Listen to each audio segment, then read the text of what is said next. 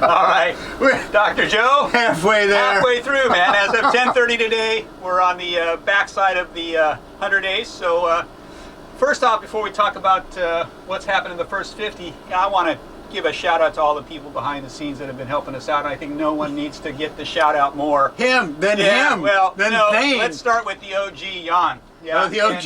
You're right. Right. We're not worthy. And Marine Resources Development Foundation, because let's talk about that just briefly. Is 1970 Marine Resources Development Foundation of the Virgin Islands got this whole thing started, and was behind the design and construction of this habitat, running the habitat as a marine science vessel, and then ultimately transitioning it into what it is today, Jules Undersea Lodge. So without Jan's vision and Marine Resources Development Foundation being behind it, and then just the continuation of 50 plus years of not only marine exploration but marine science education. So Jan, Marine Resources Development Foundation, and Jeanette, the CEO, who's been instrumental in keeping this thing on the rails.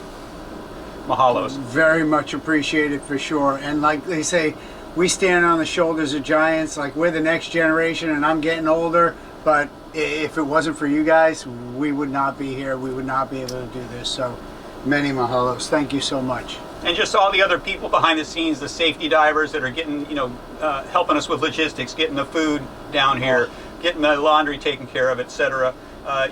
Indispensable. Just the support crew at Marine Lab, helping us get the samples out, helping us with 100%. The interaction and so forth. So your crew as well. No, there's two people, that are sitting here before the camera. But there are 100 people behind the scenes. And I'm not joking with that number. Right now you see 2 of us and that's it. There are people behind the scenes. There are 10 medical doctors that are on call. Dentists, the psychologists, the psychiatrists that I'm talking to all the time. I'm not that crazy. Maybe I'm not a little bit, maybe whatever. But you see what I'm saying? This is a scientific experiment. We're doing lots of stuff. Plus all the coordination that you guys on the top are doing. I can't shout out enough. And I'm telling you, ladies and gentlemen, there is no I in this team. This is a huge team of people. So yeah, one guy's gonna break the record, but that don't mean nothing. He's down here a lot because let me tell you something. This is the unsung hero of this place, and I'm not joking.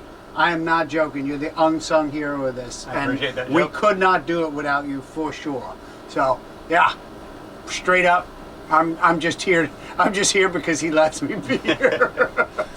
Hey, well, let's talk about, some of the accomplishments. So let's just talk about your science. So, we had several goals. Your science was one. Just give us a little breakdown of what's been going on with your science. Yeah, so the bottom line is we've been doing great at what we're supposed to be doing, which is that daily, regular, rigorous scientific stuff. So the problem with science is we're not going to know the results until October. That's just the way that it goes. We started trending on the surface, then we draw lines, and we collected blood underwater. We're collecting electroencephalograms, electrocardiograms of the heart, right? Electroencephalogram for the brain.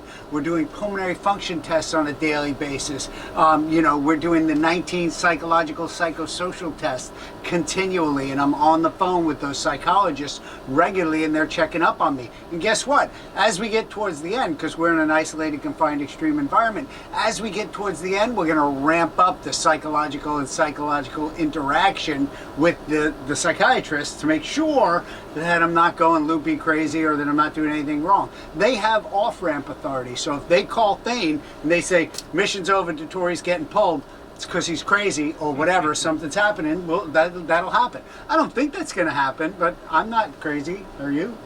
I think we're both a little crazy, Joe. Now let's talk about the other thing. The other thing we wanted to support scientists who had other specialty areas, and we wanted to bring. So talk about some of the scientists that have been down there, and the collaborations that we're starting. So we started with we're building a team. Stand by. We're building a great team. So we started with a guy that basically is a microbiologist who went out and collected a whole bunch of dirt. This is dirt off the sea floor right here in this lagoon. Let's just say this lagoon's been dove, I don't know, a couple of thousand times a year by a lot of people, right? In this, he found a new single-celled psyllid. New to science, he believes new to science. Now, it's a long process to get from here to there. Dr. Shirley Pomponi is a sponge researcher. She came down here. She believes she found a new sponge to science. new to science in this habitat right here, just hanging off the habitat. So it's mind-blowing. We've had shark experts down here. We've had ichthyologists down here. We now have medical people down here. We're talking with all this host of people. We've had kids bring science to us. Hey, I want to check the water quality like the guys did this morning. I was like, how jonesed am I on that? If we can take science to the kids and the kids now bring science to us, hashtag winning. What you hadn't heard is the principal was invested, so the principal's been checking up on the kids. Well, I just had to send a report to Kim because the principal wanted to know, hey, what did the kids do while they were down? So that brings us to the next point. We're putting together a team of some incredibly accomplished scientists that have been part of the mission, but probably the most important goal that we had was just the outreach, the STEM outreach to the kids, and just inspiring that next generation. So talk a little bit about how that's been going. So we did 85 media outreaches in the first month. That means we talked to 85 different media outlets, and we talked to over 1,000 kids in the first month. That means we reached out into classrooms in landlocked states and in other countries. We talked to Hanoi. Yeah. We talked to Australia. We talked to Ireland. We got something queued on with the Boy Scouts in Ireland, for crying out loud. We talked to Abu Dhabi. We are all over the world. I would have never thought this would have gone this much, this big, this fast, and that we'd be influencing kids.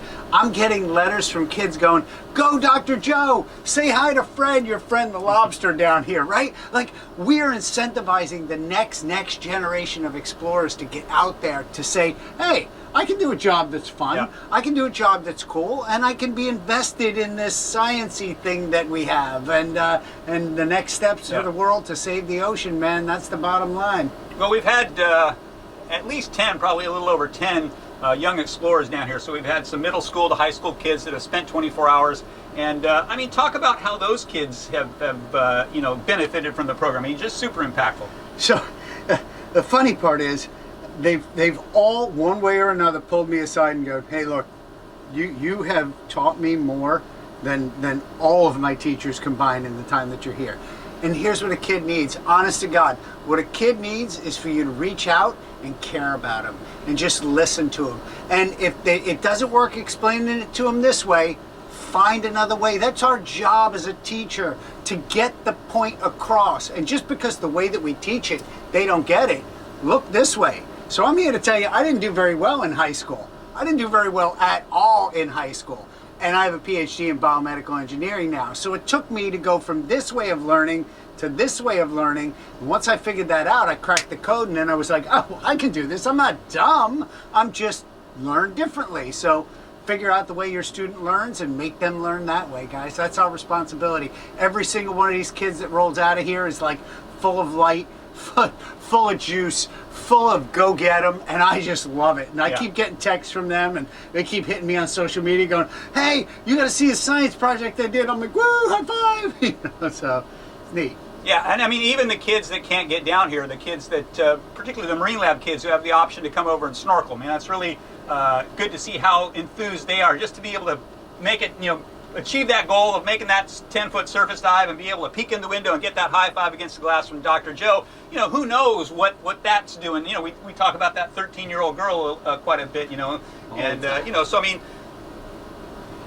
much like the science, I don't think we'll be able to quantify the impact that we've had on the youth for quite some time. But, I think... huge. A huge impact. And what you're going to find, Joe's opinion, rock, paper, scissors is going to change the world. Because I sit here in this window and I play rock, paper, scissors with them as they come down, and I'm like, right? So we are changing the world. We're breaking barriers. These kids are coming down, flashing me the heart sign, telling me how much they love me, rocking on. And I'm like, you guys are great. Like, the outpour of love is incredible. Yeah. Second to none. All right, so 50 days in, I mean, I think we're pretty darn proud of what we've done so far.